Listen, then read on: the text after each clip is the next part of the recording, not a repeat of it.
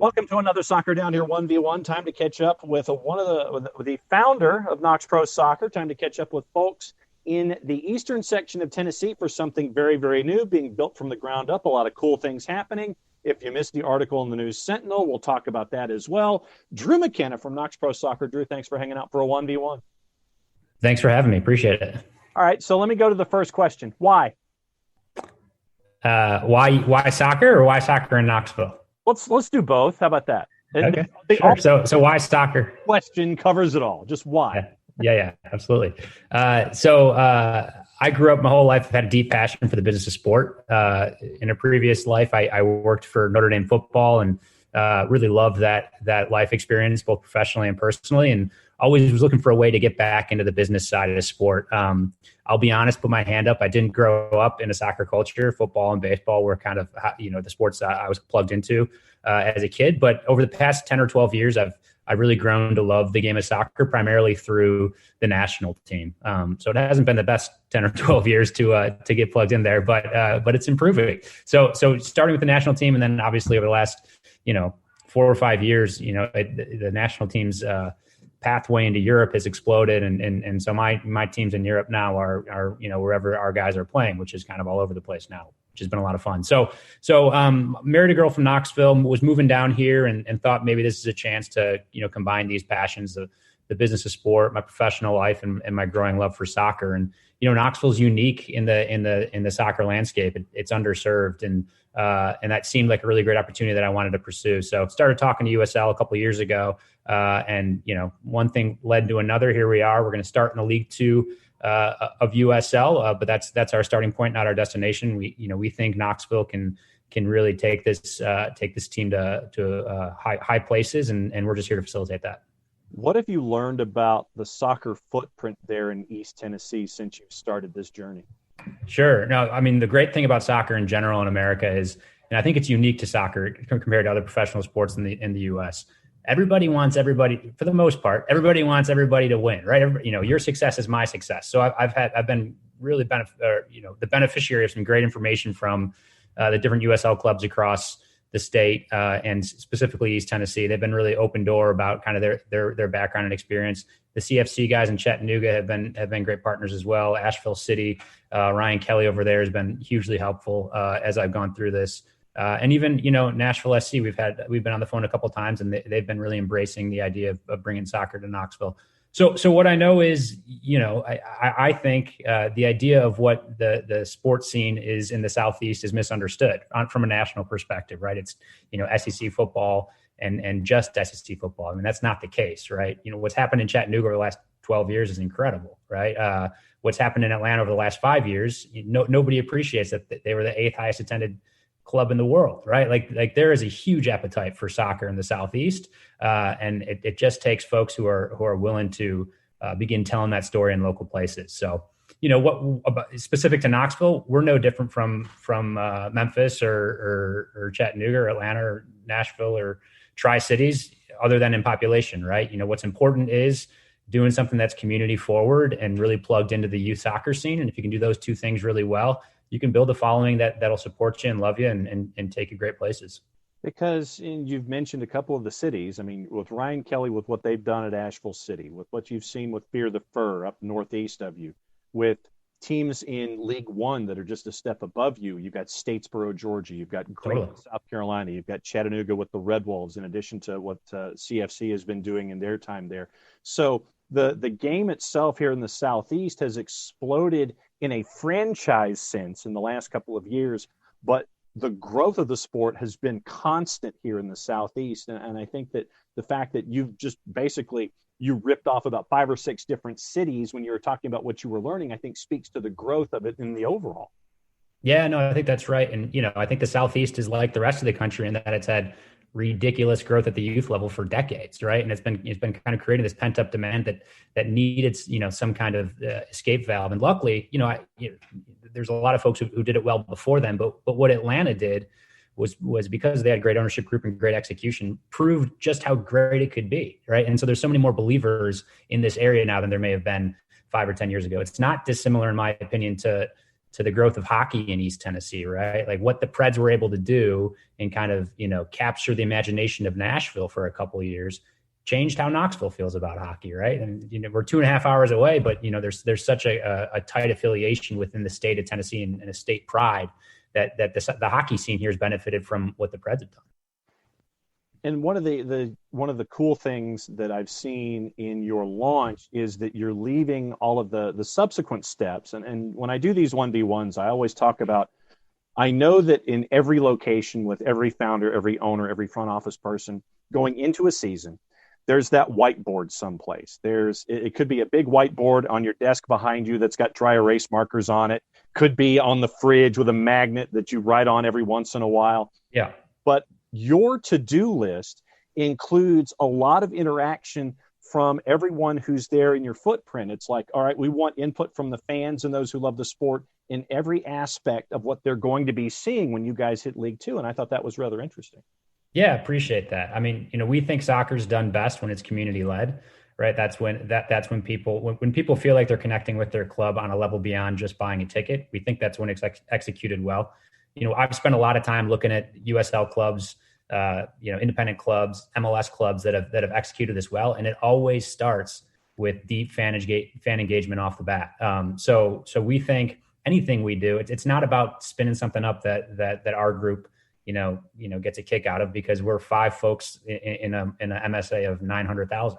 Right. What it's about is finding something that resonates deeply with as many folks as possible so we can pull them in and build something together.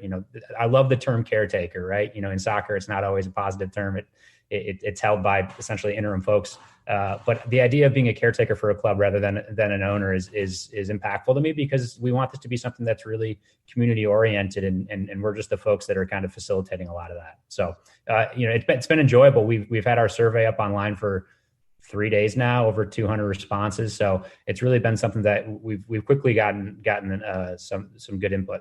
You mentioned the survey. What has the response been in the overall since you guys have come online with whether it's text, social media, phone calls? What has the overall response been to this launch? Yeah, no, like supremely positive.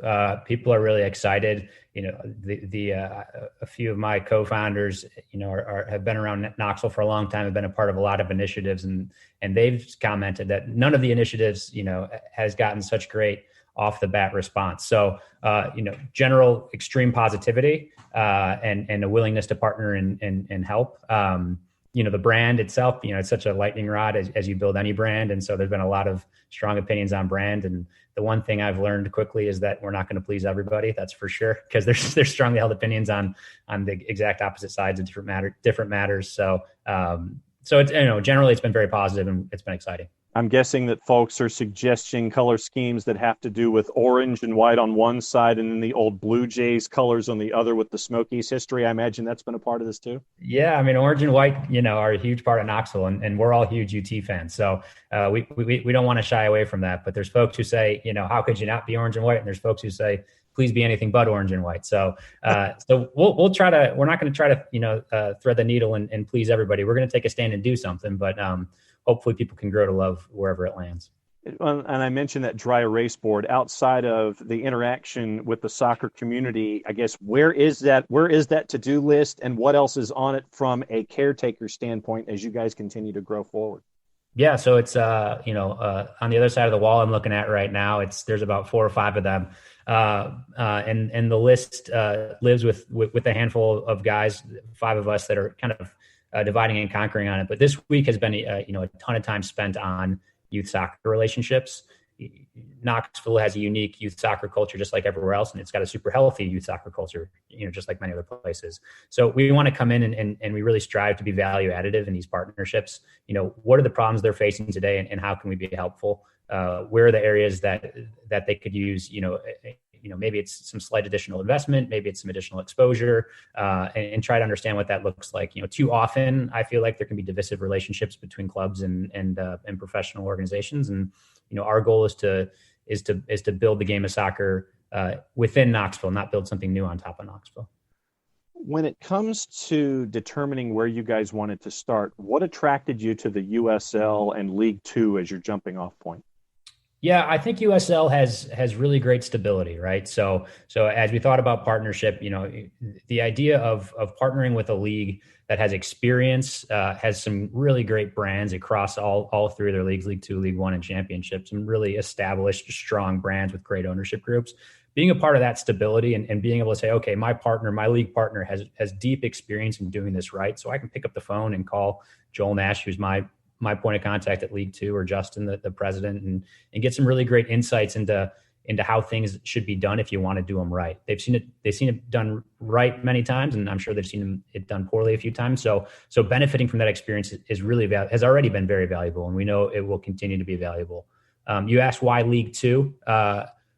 Hopefully what folks are hearing from us as we talk is we want this to be community led and grassroots. And as I mentioned, League Two is it's our starting point. It's not our destination. So it's the right place to start for us to say, hey, Knoxville, let's build this together. Let's start it at the ground floor, and where can it go? Who knows? We're not here to put a cap on where it could go. But let's start with League Two and build something impactful together. One of the things that I'm noticing in our conversation is the notion of wanting to be a good corporate steward and at the same time a good civic steward as a part of your growth into this and getting into this idea. It's permeating a lot of what we've been talking about here and a lot of the mission that you've presented previously in other places. Yeah, no, you're right on the money. So this is the second business I've been lucky to start, and something that's totally underrated as folks talk about success in business is sustainability. Right? If you can be around long enough, you can build something pretty effective, even if there's only incremental year-to-year growth. So corporately, sustainability is our goal. And another reason why USL is a great partner, right, is that sustainable approach and structure that they have. But on the civic side, 100%. This isn't just about soccer for us. We're five folks who are going to spend a lot of time, a large portion of the rest of our lives in Knoxville, and so using soccer as a force for good across Knoxville is really interesting and front of mind for us as we look forward. Also, as a soccer fan, my sense is any soccer fan, anybody involved in ownership groups across America for soccer teams should be thinking about this problem, right? So as a USMNT fan, the line that uneducated folks talking about the sport might say is, if our best athletes in the U.S. played soccer, we'd win every World Cup.